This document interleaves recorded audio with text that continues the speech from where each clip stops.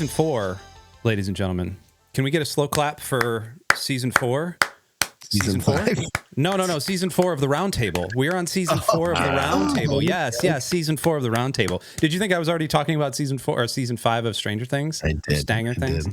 No. Welcome to the Roundtable. I'm Chino. Over there is Templar, and down there is there we go. I missed it. I'm looking at the wrong way. Down there is Captain Druzi himself. Druzi, thanks for being on the show to kick off 2026. Big kind of opening question here. What is your guys' favored method of like ringing in the new year? Are you guys resolution dudes? Are you just like, hey, I'm just going to plow into the new year, same as the old year? Like Templar, I'm going to start with you. What do you do like to freshen your life up at the beginning of the year?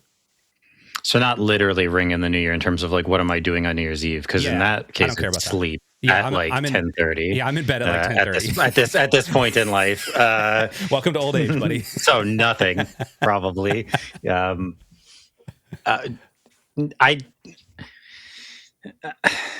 It just so happens that over the last like week or so, I have been gone back to like trying to log calories and trying to be more aware of that to try to like drop some weight. And like I haven't gone back to the gym necessarily, but I'm sort of considering it at this point. So I'm trying not to think of it as a New Year's resolution because I feel like thinking of it as a New Year's resolution almost makes it more likely that I just won't do it instead of just something that I want to do because it's something I've been wanting to do for a while now. Do I generally have stuff I want? I guess it's always it's a time of new beginnings, I guess, right? Not to get too grand about it, but I feel like there's always a somewhat of a desire I have to, it's a new year, like there are the things I want to do different, and that might vary from year to year of, taking something more seriously or committing more to this or that. So I feel like there's something, even though I don't generally make, it's not something I'm like writing down and making like a vision board or like doing whatever to try to, nothing against them. So I'm not that. Put away my vision board real quick. Hiding the window that has a vision board. No, because that would it's more that would just require organization and like planning and stuff that I'm not gonna, I don't have generally. So, but yeah, I feel like I try to do something. Like last year, a big thing for me was reading. Like I was making a commitment that I wanted to read a lot more, and I did. I ended up reading a lot last year. So more stuff like that. Okay, that makes sense. Druzi, what about you? Yeah, for me, it's so funny. So in my job life, I find that I'm pretty systematic and like certain things a certain way. But my life, I try to do that, and then that lasts for a month. Yep. ADHD, we have a member in our community that I talk to all the time about like we go through these cycles of different journals, different apps, different things, and it like everything's fixed for that month, and I'm gonna live the best I can for that month, and then I get bored with it, and then I lose.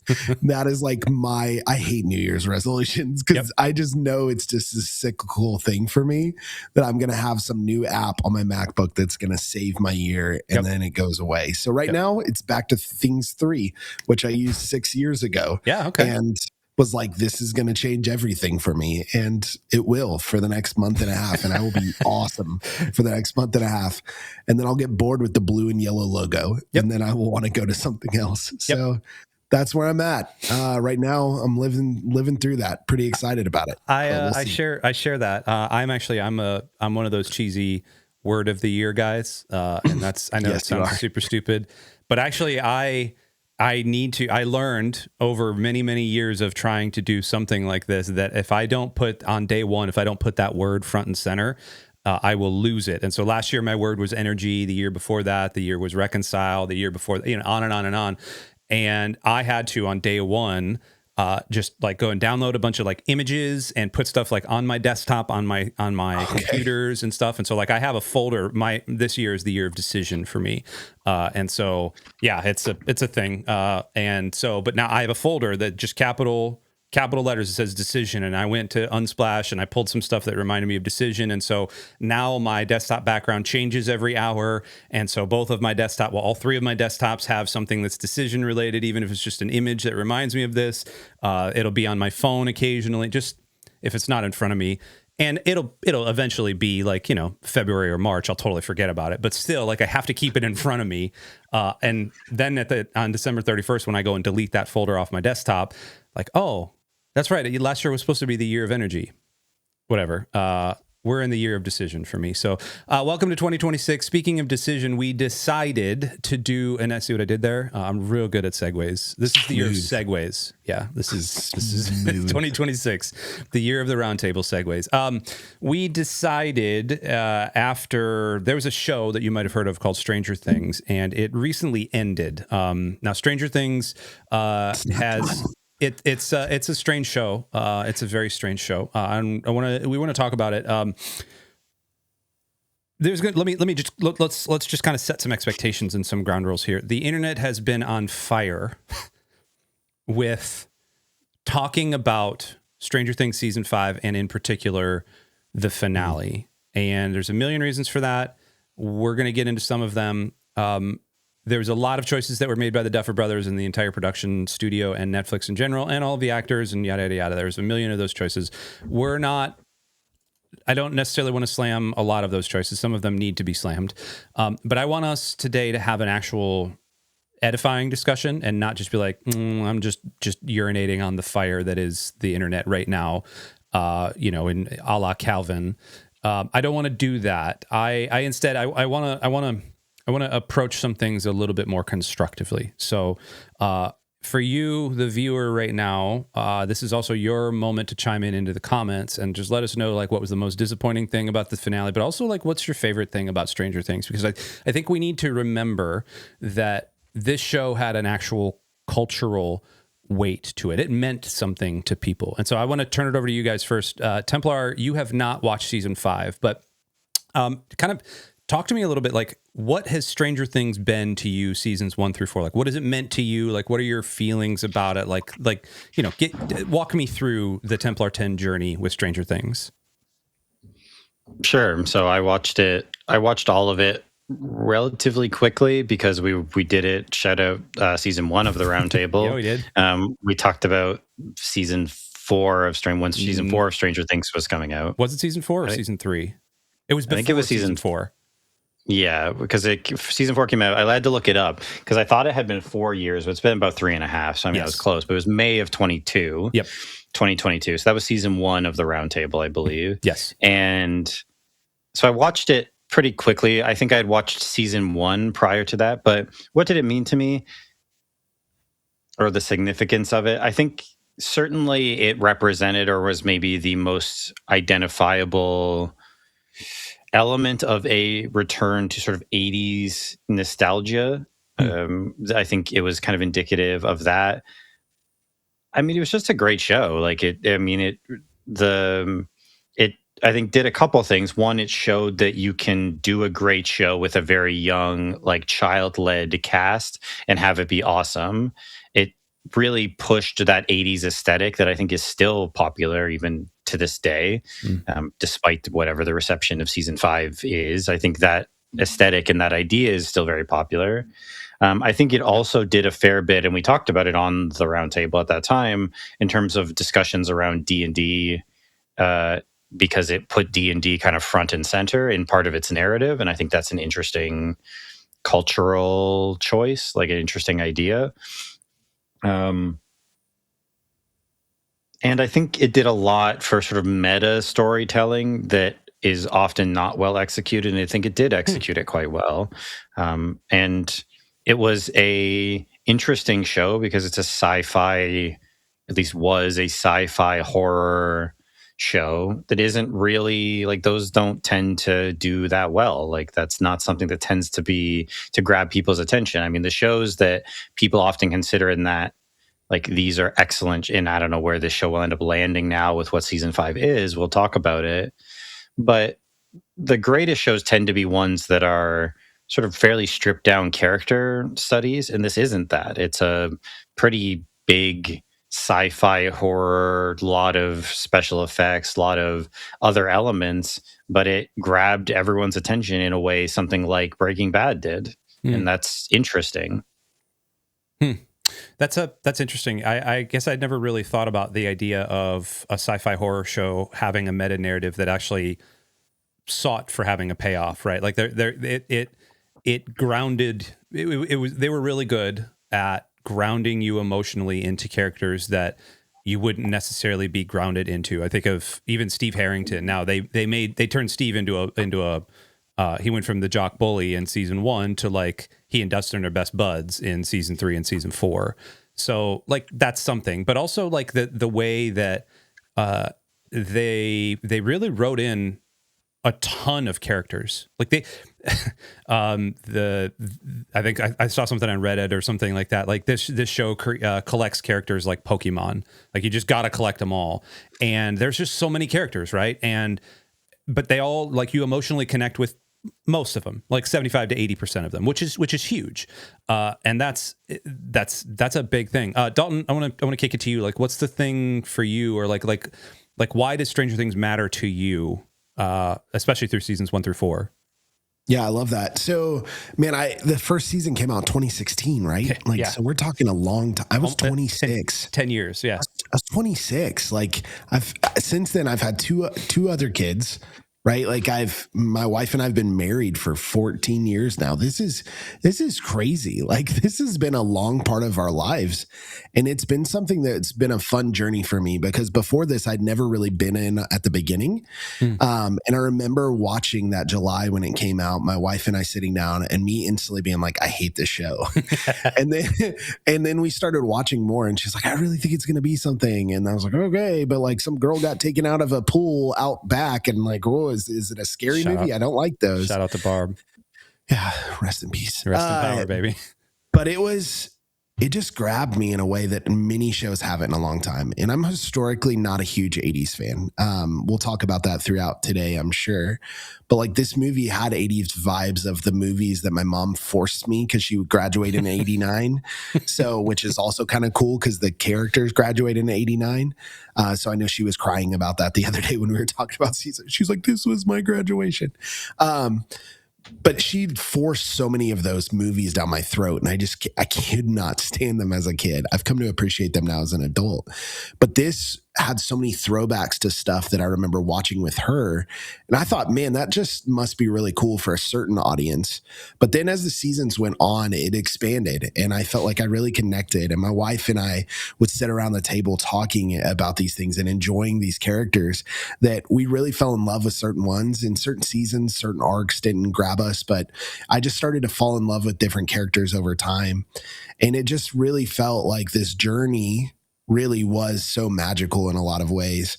I felt the 80s all throughout it, some of the best music. We could talk about that more, I'm sure, but the choice of music was very 80s coded in the best way. So yeah, I really enjoyed it. I don't have as deep, metaphysical talk as Tip does about it or whatever, but I really enjoyed just as a whole the season, and I felt, or like the series, and I felt like leading into season 5 there was so much hype in my head for it. I was really, really pumped.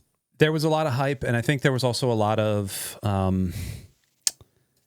what's the word I'm looking for? There was a lot of I'm going to say anxiety, and I don't mean anxiety like people like breaking down and getting nervous, but there was a lot of like, are they going to be able to pull it off? Are they going to be able to land it? The thing that happened at the end of season 4 when you saw like the ruined hellscape of Hawkins and like, wow, it looks like atomic warfare happened. There's smoke, like that iconic pastoral image that they have of like the smoke that looks like the mind flare rising up, and then all this other stuff, and it's just the characters looking over this hill, and you're like, whoa, this is good. Like next season is gonna be dope. And then we get to season 5, and one thing that Stranger Things was always really good at, from my perspective, it was really good at, yes, making you care about the characters, but it really did. It was never really about the Upside Down. And it was never really about 11, and it was never really about lab experiments, and it was never really about D&D. It was never really about the 80s. It was all of these things wrapped up into one, but it was also like, it was even more coded for nerds like us.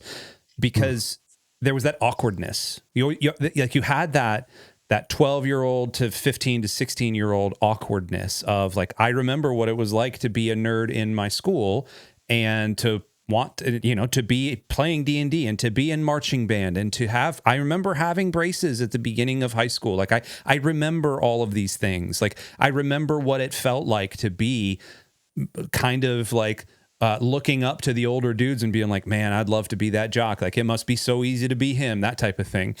And, Stranger Things was never really about the Upside Down. It was never really about all those other stuff, but it was always about that.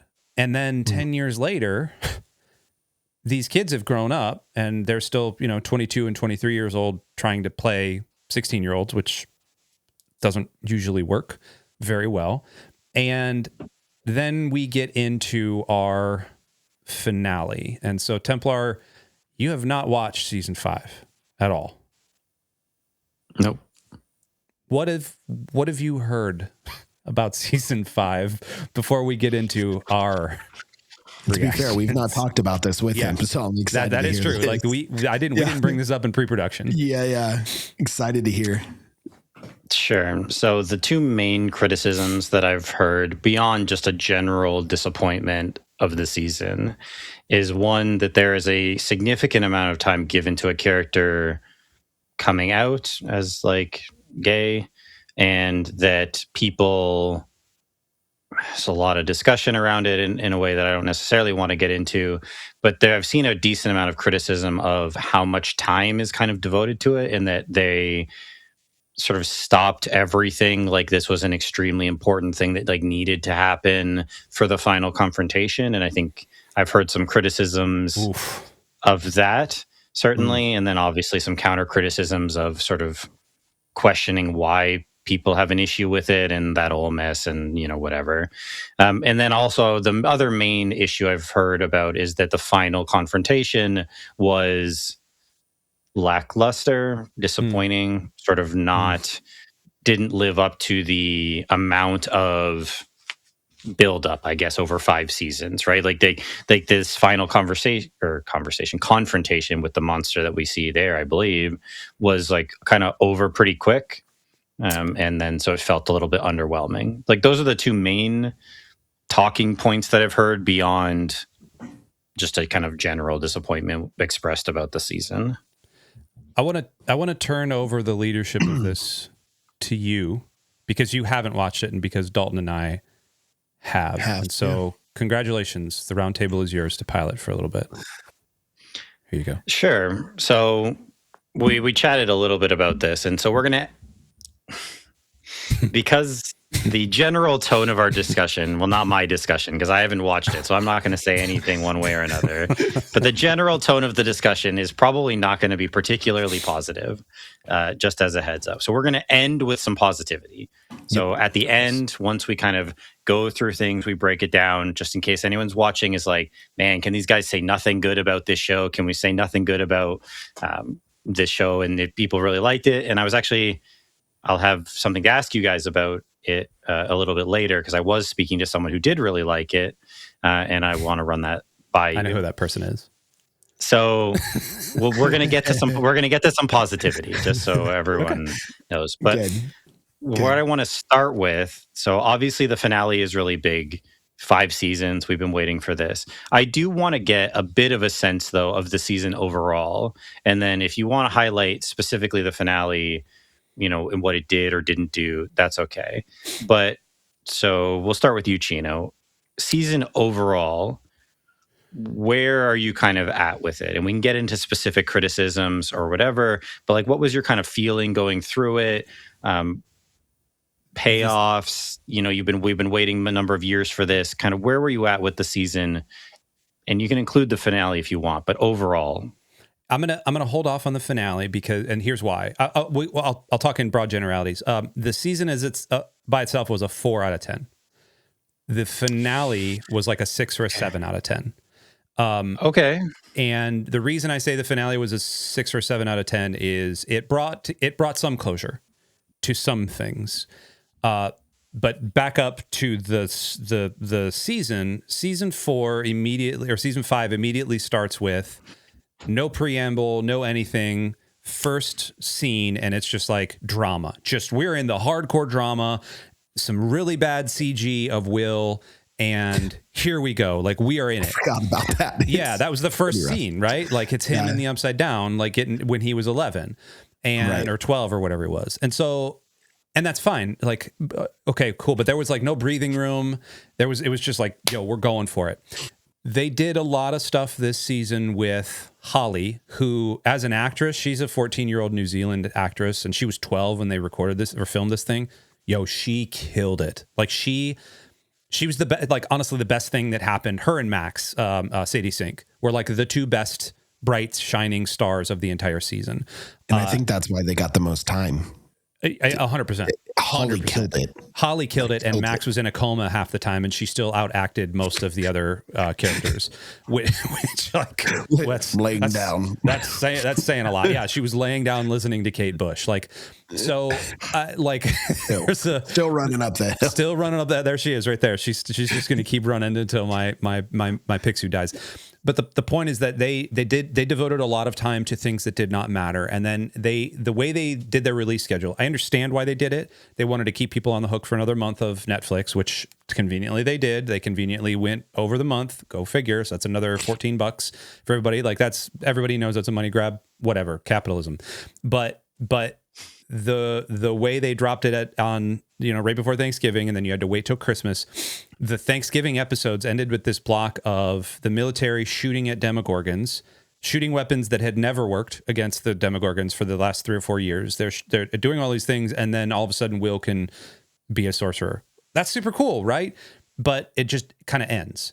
And then we get into like the next sort of block of episodes, and there's some stuff that happens in the Upside Down, and there's some plots that really don't make sense. And they take Robin, and Robin used to be this like really kind of cool, quippy character, and they turn her into like Jar Jar Binks with just like her asides, and they ruined her character arc.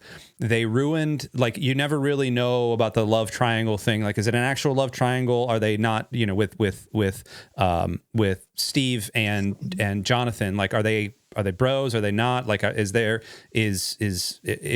like Rambo Nancy? Like, is she all of a sudden she's a Rambo? But like, does she love either one of these? Does she not like either one of these? Is she actually a lesbian? Like, what is going on here? And they don't ever really do well with the characters they did establish. The bright spot is they did bring in Holly, and so that is an offset. The other main problem I have, and Druzi, I'm going to talk to you, or I want to kick it over to you. They introduced this entire subplot about Henry. He can't go into some chasm for heaven knows what reason up until you finally find out that there was a guy. Where does the guy come from? He has a rock in his briefcase. Henry ends up killing this guy when he's like 8 years old or 10 years old or whatever as a Boy Scout. There's a whole lot of things that happen there that like kind of humanize Vecna. And like, you start to feel like, oh, wait, maybe he didn't have a choice. Like, and so there's about 5 minutes there where they start to do the thing of like, you understand a little bit of what Vecna's doing. Like, you understand why Henry was the way he was. And then they just totally erase it. They just like, nah, we're just going to throw that out the window. Like, we're just going to make him the most evil villain anyway. And it's just this symbiosis thing. It was like, man, you guys had something. Like, you had concepts of really good ideas in this entire season, and you just let them wet fart away. Druzi, I'm going to talk to you because I could take up all of the airtime here. Go ahead. No, you're good. So this season was an interesting one. I talked a lot about the 80s theme earlier, and I felt like this whole time the show was 80s looking, but modern in writing.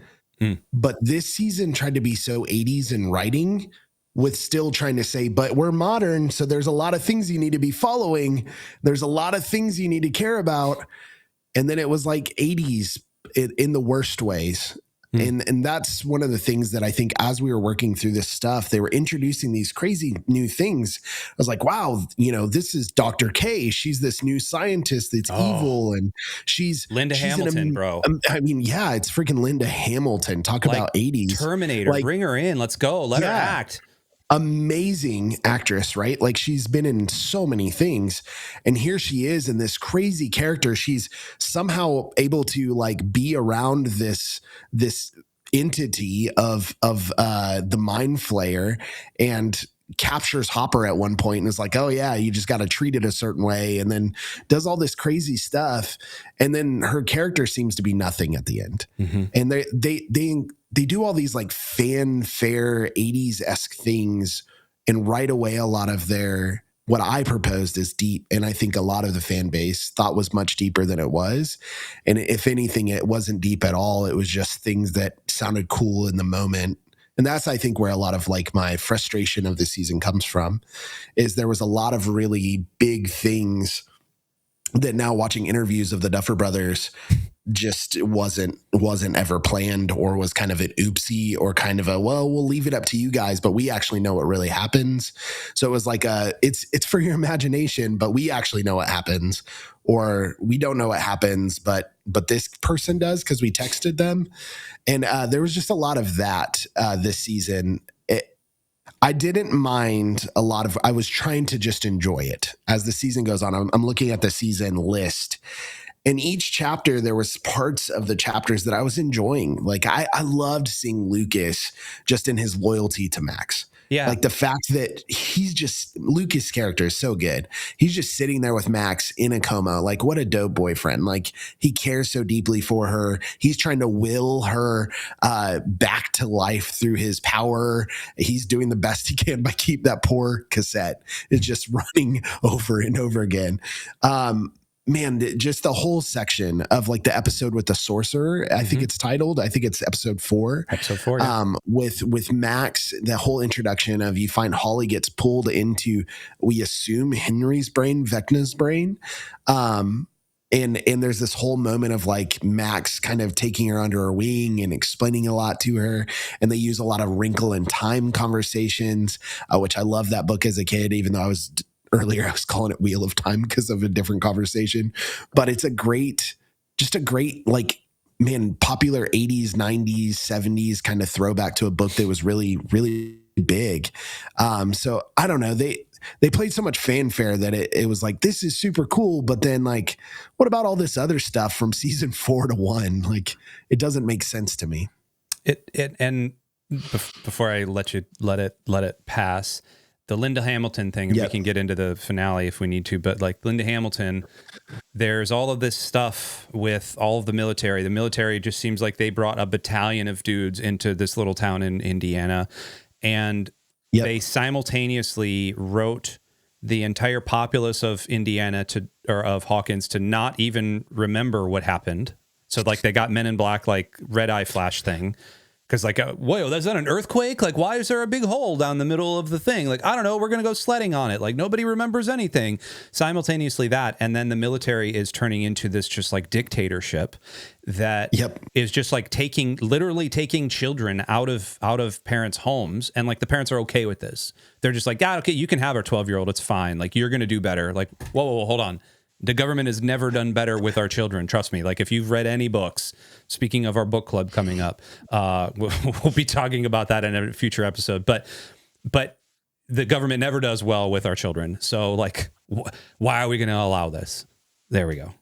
Yeah, and season 4 ended well, right? Like season 4, Tim, you watched it too. It ended great. Vecna wins. He splits these giant rifts of the Upside Down into Hawkins, and you're like, oh man. And season 5 starts, and all of a sudden the military's moved in, everything's fenced off, but it also is kind of Truman showy to where like everybody's whistling going down the street. The soldiers are like there and everyone's okay with it. No one's questioning it. And you're like, what is going on? And then you get our happy-go-lucky losers club, right? Who's running around town seemingly like the Scooby-Doo club, trying to figure out what's Vecna's next plan, as the rest of the world seems to be going okay within these fences.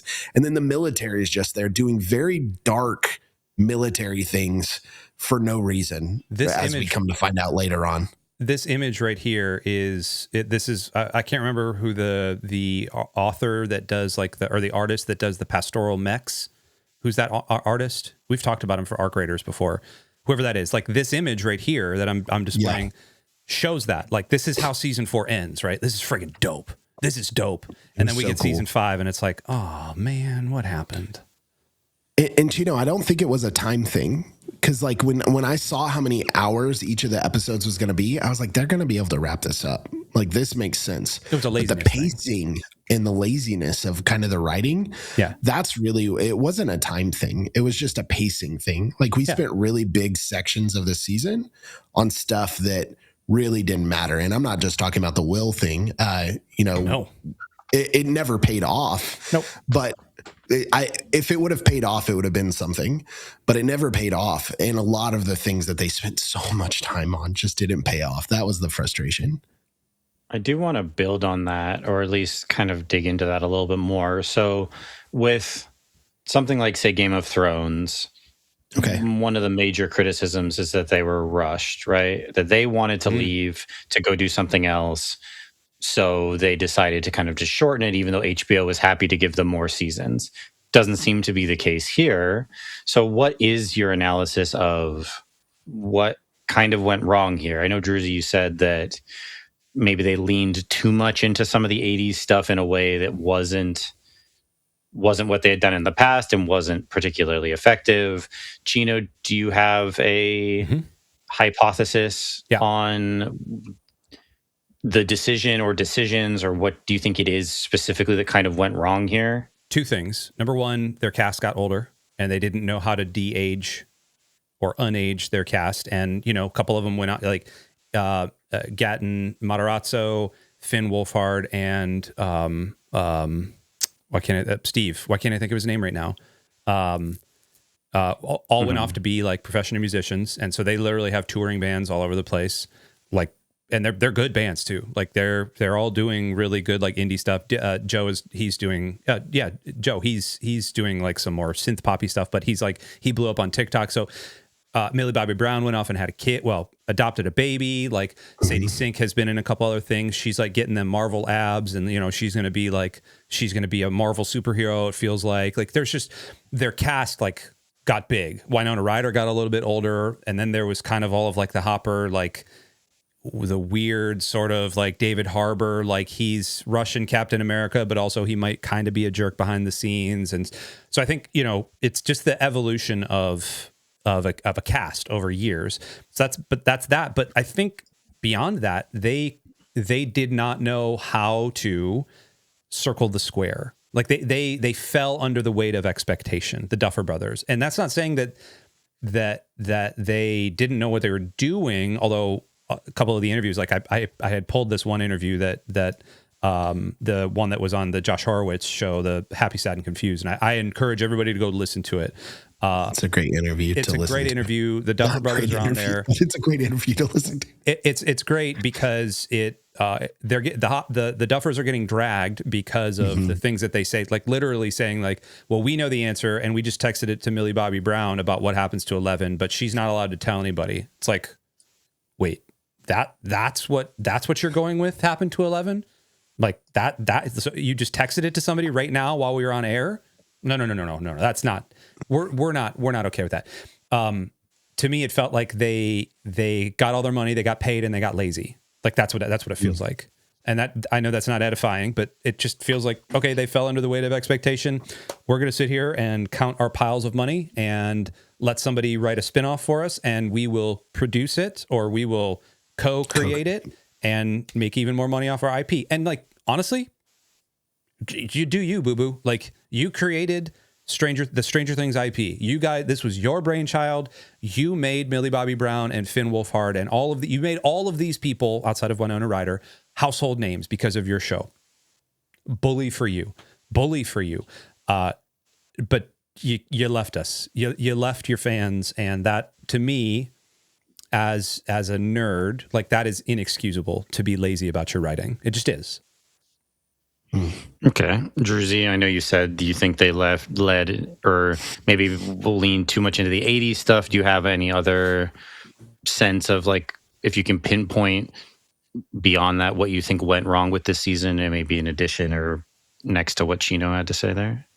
Yeah, I some of me is, now that I've watched so many interviews, I have thoughts, but I also want to keep those out of my head, because that was not info that I had watching the show. And I know that sounds stupid, but like, you want to assume that they know where they're going.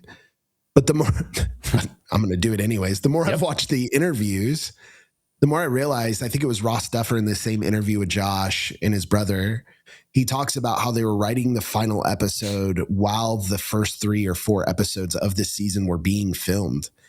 And these guys really didn't have it mapped out and planned, it seems like. And even questions like, where were the Demogorgons in the final fight?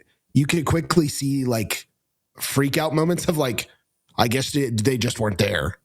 And like our expectation of the Upside Down from all the other seasons where, man, I mean, Eddie, think about him.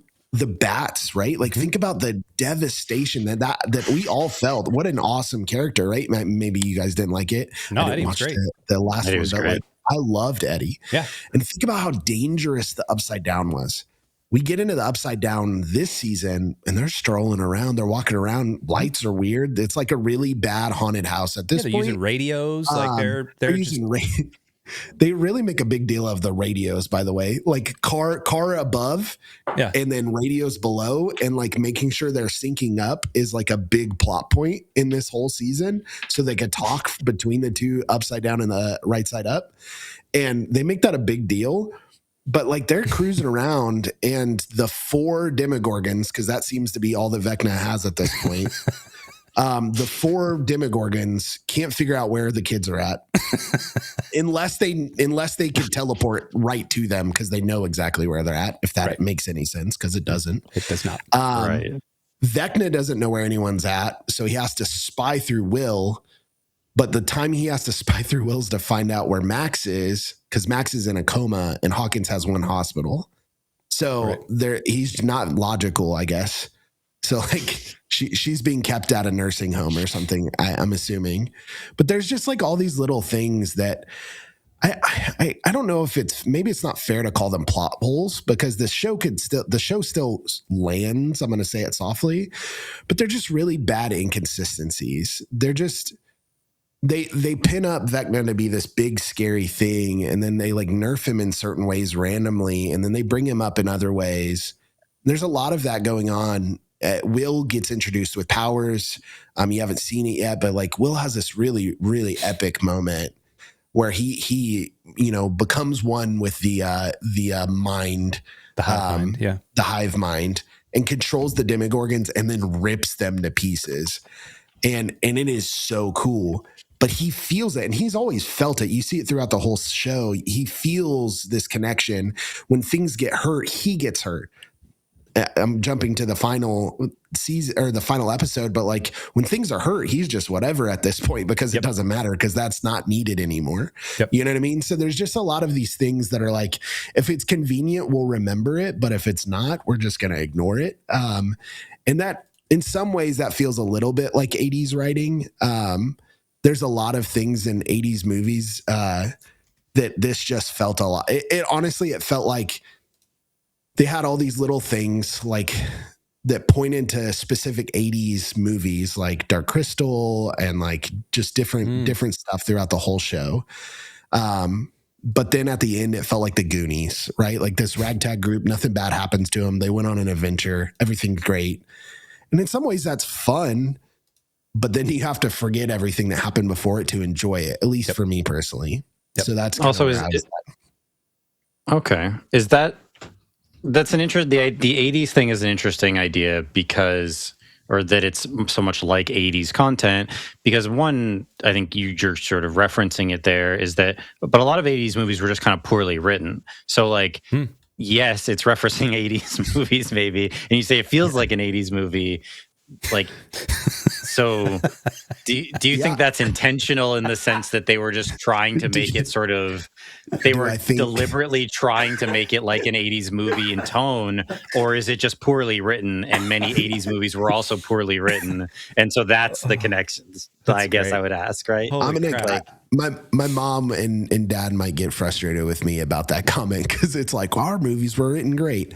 And there's lots of great 80s movies. There's lots of great 80s movies, but there's also lots of bad ones.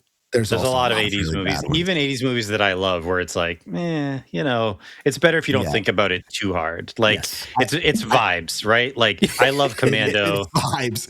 Commando is vibes, right? It's carried by good music. By good music and vibe. Yeah, fun colors, fun. Yeah, it's a good. We literally were talking to somebody in a meeting the other day, really good friend of all three of ours, and I was like, it reminded me of the Breakfast Club, and Chino laughed about it because he knows my thoughts on the Breakfast Club, and they were like, yeah, I love the Breakfast Club, and I was like, that's not That tracks. helpful to me because I think the Breakfast Club is the most overrated movie of all time. Not a hot take in my opinion, but I think it's carried by music. I think they're fun characters. I think the plot sucks. But it's a happy-go-lucky plot, right? Like, and that's to me what this season was not happy-go-lucky because there was dark themes in it.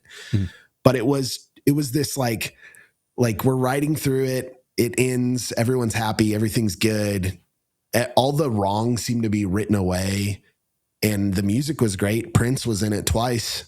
You should enjoy that. That's crazy that Prince was in it twice. Yeah. And that's kind of where it ended. But it didn't, it felt like, and I'll say it again, like the whole show felt like a modern telling of the 80s in the style of writing that it had. But the final season was more of like they took 80s writers and said, hey, you know how you get criticized a lot for your movies for not making sense? Can you write this for us?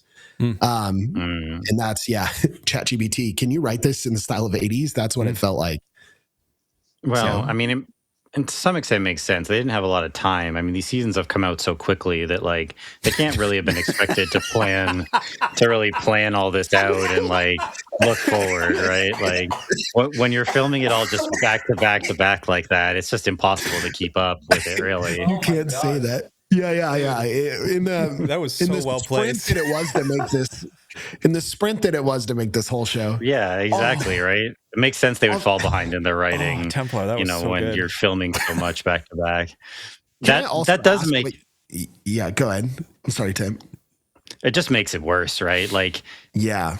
If what I had just said was true and these were coming out like at a decent clip, I mean, it's not an excuse to say like, I mean, those things still take a long time. It's like tongue in cheek, obviously.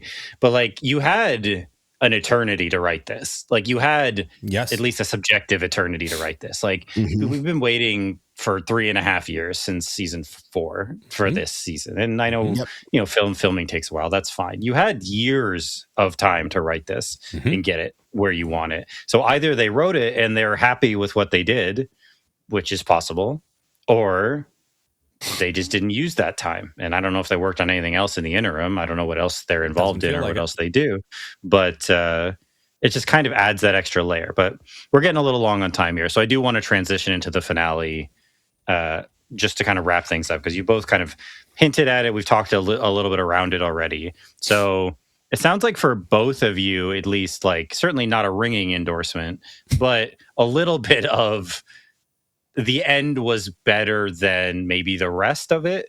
Like that it landed sort of stronger than the rest of the season was. I know you said that explicitly, Chino, but also Druzi, sounded kind of like you were a little bit more positive on the ending. So I will go back to you, Chino. So you said 4 out of 10 for the season, maybe 6 or 7 out of 10 for the finale.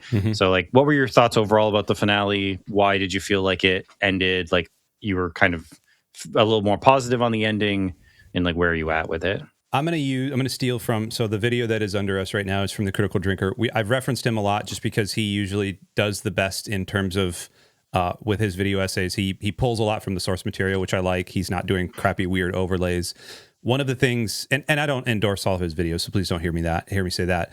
But one of the things he said that I really resonated with, he said, essentially everything I had been feeling about the finale, season 4 or season 5, like it felt like Stranger Things was like that 78-year-old who's been working at the company for 40 years. He's been doing a really bad job the last couple of years, but you get to his retirement day and he gives a speech and it's a little long, but you know what the heck, he deserves it. He's been doing this for a while. That's what the finale felt like. Like, man, this is the last couple of years of your work here, Ian or Damien, have been real bad.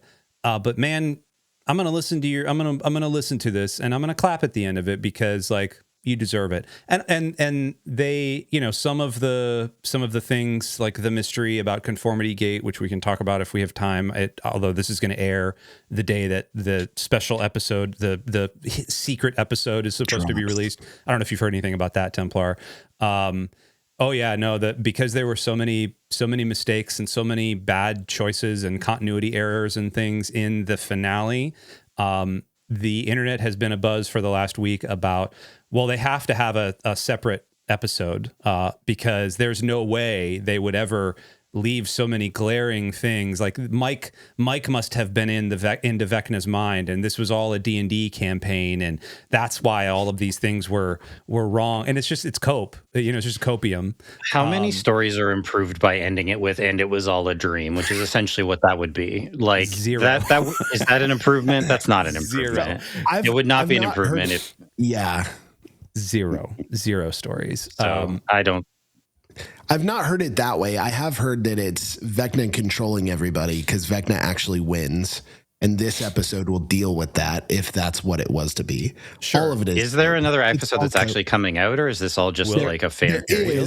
It's supposed to be a documentary on it's a how documentary. it was made on the 12th. Yes. So that's what it is then. It's not additional content, right? Like it's not another. We don't know. We don't. It might be hand wavy. All right. Sure. Yeah. Drew. Yeah, go ahead. Back to the finale real quick, and I'll pass it over because I've talked about this ad nauseum with other people. I don't need to put this on the internet other than there were a lot of continuity errors. I have a lot of problems with the final confrontation. Where were the Demodogs? Where were the Demogorgons? Why does it seem like everybody just now can hurt this Mind Flayer with bullets that didn't even hurt the Demogorgon, let alone this big, huge thing? What happened to Linda Hamilton? Hopper and his team have literally killed hundreds of military.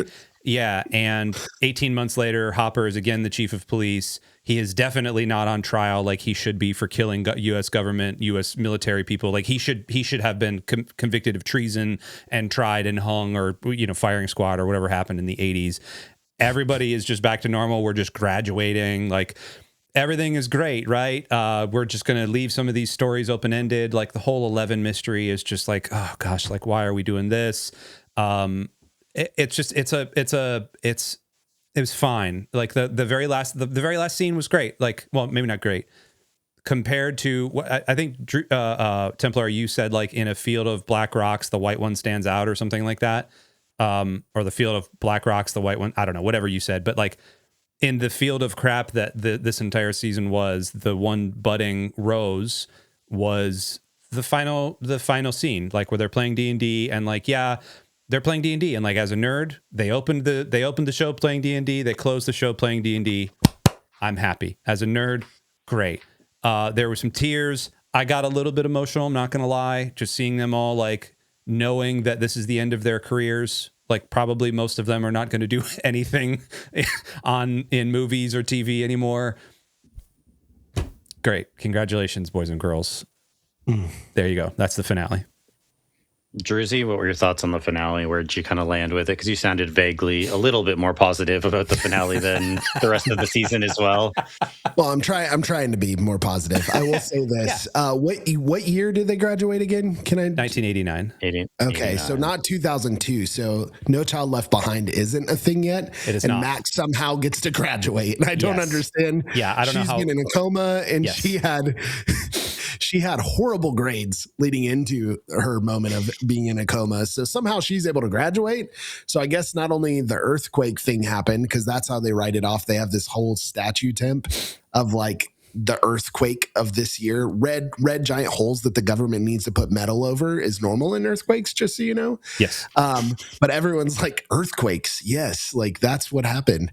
Wild the way they wrap this up. We'll just say it that way. Yes. If you ignore all of that, so most of the episode, and just try to surpass that in your brain, and just say, I really love the Goonies. I really love the Goonies. Sure. When they're riding the boat out into the ocean. Okay. And they're like, this is awesome. That's what the table felt like. It did feel awesome because for when they're playing Curse of Strahd, right? Like what a amazing, yes, especially at the time, still one of the top 3 campaigns of all time in D&D. They're playing Curse of Strahd, and they're gonna lose. Like that's the D&D moment. They roll a 7, which is a big part of Conformity Gate. Like 7 means they fail every time we've seen it in the whole series. A 7 is a failure. Mm-hmm. They literally fail, and they had to bring out 11's character, the Grand Mage, and she defeats Strahd, and it's super cool. And they, Max gets really pissed, like, why is everything good? And, I think Mike does a good job of explaining everything, and then they talk about everybody's stuff. Then Mike tries to explain some really jank thing about how he believes that 11 is still alive. Yep. And they have this sweet, very 80s, very Goonie style moment of like, I believe, I'm with you, dude. I believe this. It was touching in a way because it's like, oh, friends, like they believe in Santa. This is dope. Exactly. Friends. They're friends. And that's I think where the show ended well was it's friends. We finally got to see the date at Enzo's between Hopper and Joyce. Yep. Hopper and Joyce. He gets engaged to her. They talk about moving upstate near the boys to Manitok, which is a fun throwback to where this all came from. If you know anything, or Montauk, if you know anything about the lore of the show, that was a true place where they did scientific studies on kids.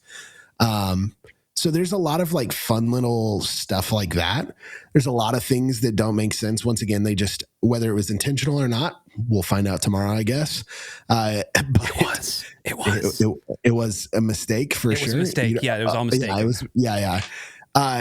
Like they show the kids, and I think this is one of the coolest imageries of the whole show is the kids putting up their D&D binders on the shelf, and they do it. And it was the last thing filmed. They have these really cool moments, and you could tell the kids are feeling it because this is the end of the show, and they're putting up their binders in order. And we know the order, but then they film out, and the order is completely wrong. Completely wrong. Gosh. Which of course then everyone's picking out the letters that it says lie, but they like have to bend it like this way to get it to say lie. But it's either going to be the craziest thing tomorrow, or just it just confirms that this is all just dumb and we're just have mad cope. But we do. I'm not for Conformity Gate. I know, but yeah, it was fun. I know I sound kind of down on it. It was a fun ending, but do I think it was a masterclass ending? No, unfortunately, because I would have said 1 through 4 was probably an 8 out of 10. Seasons, not episodes. Yeah, seasons. Yeah, episodes 1 through 4, definitely not. Season 2 obviously had some really glaring issues that no one disagrees on. The Duffers have gone back and changed different episodes. So like the DVDs released are not the same that are on Netflix anymore. So whether you like that or not, they've George Lucased a lot of things. There's like 4 episodes that they've gone back and changed. So the plot is different going back. However, this season makes the show to me a 6 out of 10. Even with a happy-go-lucky ending, it was fun because, like, I love these kids. I want them to have a good life. It's crazy none of them lost their lives in this world-ending thing. But I remember that being a talking point in earlier seasons of, like, who's going to die at the end of the show. Like, or who's going to, like, they're not all going to survive. Like, someone's going to. The stakes of the show are too high. But then I guess they do. Or I guess 11 just disappears. So maybe she's dead. But, like, the rest of them are all fine, question mark? Question mark. And that's it's the question mark thing that the Duffers are strongly on the, I don't know, we're going to leave it up to the audience, and the audience is going like, too many shows have done that, like that, like we can't do that anymore. Yeah, I mean, not having watched it, I can't say for sure, but that reeks of laziness. Yeah, well, that and that more traditional storytelling, I guess you would say, had concrete endings where the good guys win, the bad guy loses, this, that, everything is kind of laid out. And I think there has been and was and has been, still is, a pushback against that people want or maybe people don't want it, but creators seem to want to make things more ambiguous. Now, whether it's more ambiguous because that was intentional and there's something creative there, or it's just more ambiguous because they didn't know what to write. And if it sounds more mysterious, if they say it's up to the audience or whatever, then that they were just incompetent. So hard to say. But again, I haven't watched it, so I can't say specifically for this. Are you going to? I will say, yeah, probably. I don't know. Yeah, probably. I don't know. I haven't thought about this show for 3.5 years. So like this, like I binged watched it to get ready for season 4. We talked about season 4 on season 1 of the Roundtable. And then I haven't thought about it really since then. Like I knew this was coming out at some point, but it was such a long time. I just moved on. Like I just didn't. And will I watch it? I guess so. It's tough because my wife isn't interested in this type of show. The horror elements don't appeal at all to her. So like there's no motivation there because she isn't going to watch through the show with me. So maybe, I don't know. I certainly don't feel compelled to watch it. I think there's better things I could watch, which is almost always true, but certainly true in this case from the sounds of things. Yes. I do want to say, speaking of Roundtable season 1, I was talking to someone. Shout out Pastor Mark. I knew it. I freaking knew it. From Roundtable season 1. Yes. Who we get together on Monday mornings, we talk about whatever. But we talked about this season, and he seemingly was really big on it, really enjoyed it. Was very high on the season. He was the friend I was talking about.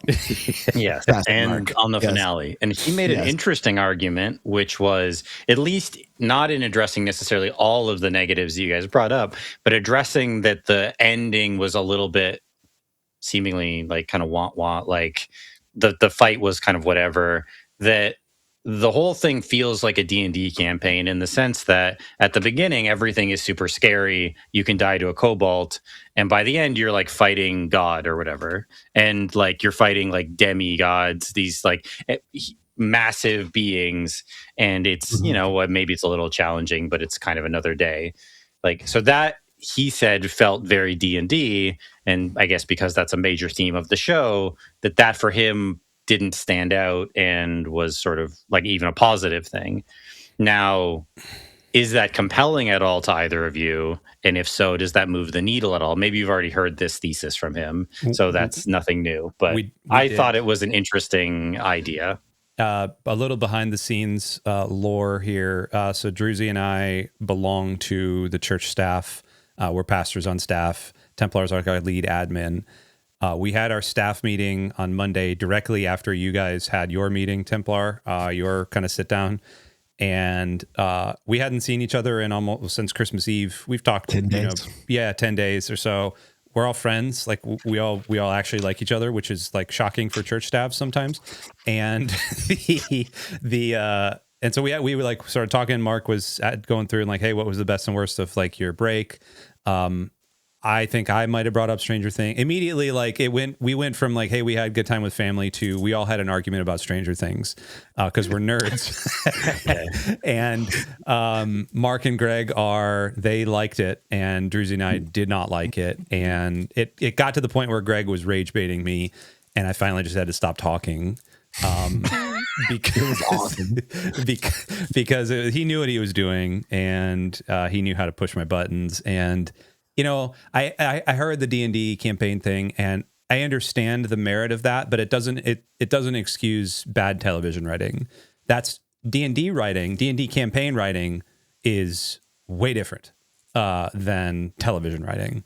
And television, like if D&D involves theater of the mind, I'm making up character looks. I'm making up things in my head and we're collectively telling a story. That's what D&D is. In this case, we're relying on the Duffer Brothers and their cast of lovable misfits to tell us a story. We're ingesting the story, not creating it. This is not the story I would have created at the D&D table. Like there would have been actual closure, actual like, hey, what happened to these characters? Actual, maybe even not even closure for all the characters. Just like things would have made sense. There would have been continuity. The doorknob would have been on the left all of the time instead of on the left on one scene and then the right on another scene. Like just simple things like that. Sorry, all right, Pastor Mark. No, hey, I was just curious. So, Druzi, I'm guessing it didn't move that idea didn't move the needle for you either. Yeah, he mentioned that to me, and I've played a lot of D&D. I'm by no means, I mean, this dude, Pastor Mark, loves D&D and has eaten, breathed, and sleeped it in his basement forever. If you're talking about characters, I am more of a Steve than any of the characters. Like, that's who I resonate with. I was a jock who was hiding my nerd side, who didn't get along with jocks, and then eventually like found myself connected to the nerds more because I was a nerd as well. But like, if you would have looked at me, you're like, oh, that dude's a jock. That was my school experience.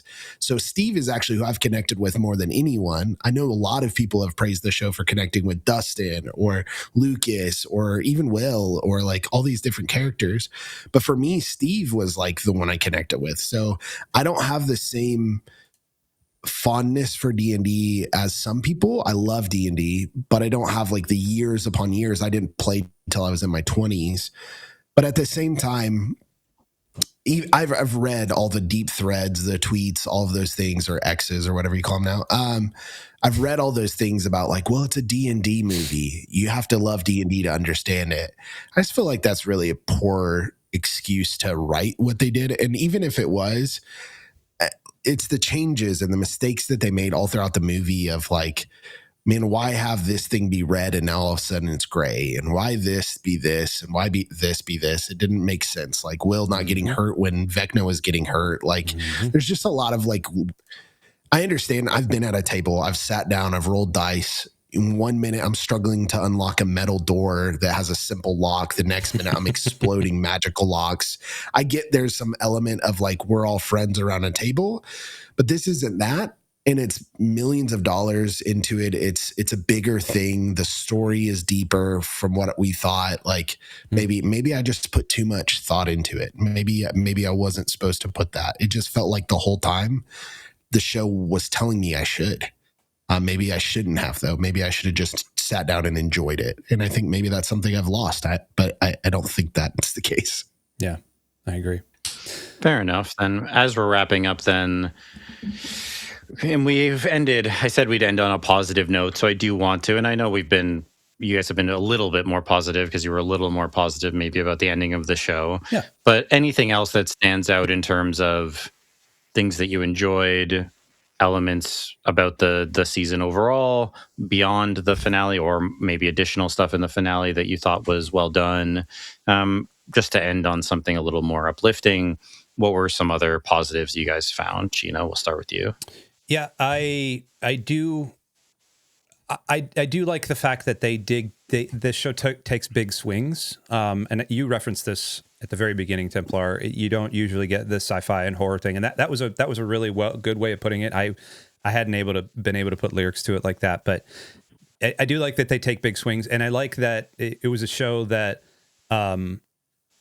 like really had some iconic TV moments. The one I keep coming back to, the Max Mayfield sort of like that Kate Bush moment in season 4, where it's the running up the hill and there's 3 or 4 different things happening at the same time, and the Vecna thing, and she's doing the thing, and like that's really and like I get chills thinking about the first time I watched that, and like the way they crescendoed the song, and like really well done. Like I really do think like the show had some really super iconic moments. That again, that pastoral image at the end of season 4, looking out over the landscape, like that's one of the coolest images that you will ever see. It really is. Like there's just something so insignificant about these people and this landscape that's on fire. Like I love that. I do also like the fact that I think they did well by their child actors. I struggle a lot with Hollywood and children actors. I really do. Like I was telling the story to, not even story, but our kids. We watched Home Alone when they were all home, and I made some offhanded joke about Macaulay Culkin and how Kieran Culkin is now way more successful than Macaulay is. And everybody's like, "Wait, what? What are you talking about?" And I was like, "Yeah, Kieran Culkin. He just won he won an Oscar or an Emmy for Succession, and he's been like crushing it." And they were like, "No, that's not true." I was like, "No, like, let's talk about this." And so Macaulay Culkin being so huge when he was 8, 9, 10, 11 led to his downfall. Like he hasn't done much, and now he's in Fallout, but he hasn't done much really since then. since really the Home Alone, was he in Richie Rich? Maybe, I don't know. There was a couple things in there. They did really well by their child actors. They paid them well. They treated them well. They did media tours with them very well. From by all accounts, they looked after them well. They didn't sexualize them. Like there is a, I'll tell, okay, Max and Lucas like smooch when they're, 15, 16, like, okay, but it's not like, oh my gosh, we're 16-year-olds getting hot and heavy. It was like a little, okay, peck thing. Like they didn't sexualize them. Like I really appreciate that. Okay, yeah. Druzi, some other positives, anything else that stand out from the season as a whole? Yeah, I think this, to reference back to 80s, I felt like they did the pairings well of like different characters and things. I even into some of the 90s stuff, like I love the whole like Han Solo and Chewbacca vibe that a lot of the characters had together. Like, dude, I mean, even this season with a lot of the criticism around Robin and just kind of a shift in who she is, anytime her and Steve are together, it's going to be a fun time, right? There's this really cool moment where Robin and Steve are running this new underground radio somehow. I don't know how that works, but once again, they're doing it. Hand wave it. It's fine. It's fine. Don't worry about it. We're positive now. Robin and Steve are just having a blast, right? Like they're throwing around vinyl. Steve's like doing the wacky like sound effects in the background, flipping switches. He's flipping the wrong one, so it's like a burp, and like Robin's like hitting him, and she's like, "Oh, sorry about that." And it's a funny like Carson kind of moment. But then I love the pairings of a lot of the characters. I thought Max and Holly were such a sweet moment this season. Yep. I'm trying to focus on this season, like not the former parts of the show, because I would say the journey is worth it. The ending is tough. But this season there are really good moments of Holly and Max. Like anytime they're on the screen together was really, really just such a cool, like almost mom to daughter, big sister to little sister kind of thing. One of the best parts of the ending, and they, I don't know when they came up with this or if it was just like a gut thing at the end, but the moment when the big group of teenagers are all going off to college, they roll their last die, they put up their things, they're heading up the stairs, and then all the girls, and I think Derek, and the new character, run past. So Holly and her friends push Mike out of the way. They run past and they sit down at the table and they're trying to figure out D&D, and Holly's convinced her friends, we're going to start playing here and this is our table. I think that's such a cool moment. I don't think the sequel, from what I know, or from what the Duffers know, I guess, is not about them. No. But it is a cool like visual of like we're passing it off to the next kids. So I thought that was a fun little moment. Cool. Sweet. All right, Templar, do you have any other questions about this bloated carcass that we have been beating for the last hour almost? No, I'm good. I'm chilling. I didn't watch this, so I'm fairly positive. I've been, just hanging out, found a new game I've been enjoying. I've been You've been playing Kingdom Come and like Total War, or whatever else. Playing that. I was playing Sea Power, which is like a naval combat simulator game. It's been enjoying that. I was thinking while you guys were talking about because I was listening to a podcast the other day on True Grit, and I'm like, that's maybe the best child performance, because I was thinking about child performances in Stranger Things, and I'm like, I don't know if it's better than True Grit. Like Haley Steinfeld in that, Mrs. Josh Allen just absolutely crushes that. She does, Mrs. Josh Allen. Shout out. Absolutely just crushes in that movie. So I was like, it's just I'm having a good time, man. I'm doing well. So it's all good for you. I'm happy for you. Well, thanks for leading this episode. Thanks for letting us bloviate. Druzi, thank you for being on the show. We super appreciate it. And stay tuned. We've got many more fun episodes along the way, including obviously some talk about Avengers Doomsday, which we're going to have to talk about at some point because there is a lot there. And honestly, maybe, but honestly, I'm feeling a little more hopeful about the Marvel Cinematic Universe after having watched two of those. Yes, that's a spoiler. Not a spoiler. Okay. That is a tease. See, this The is Duffers are writing it. That's why. So it's just going to be them stumbling into plot point after plot point. It's going to be great. Thanks everybody Captain America's back. Yeah, well, we don't know why he's back, but he's just back. Yeah, cool. We're not going to do anything with him. He's going to be back. Yeah, it's a mystery. Thanks everybody for listening to the Roundtable, and until next time, we love you. We'll see you.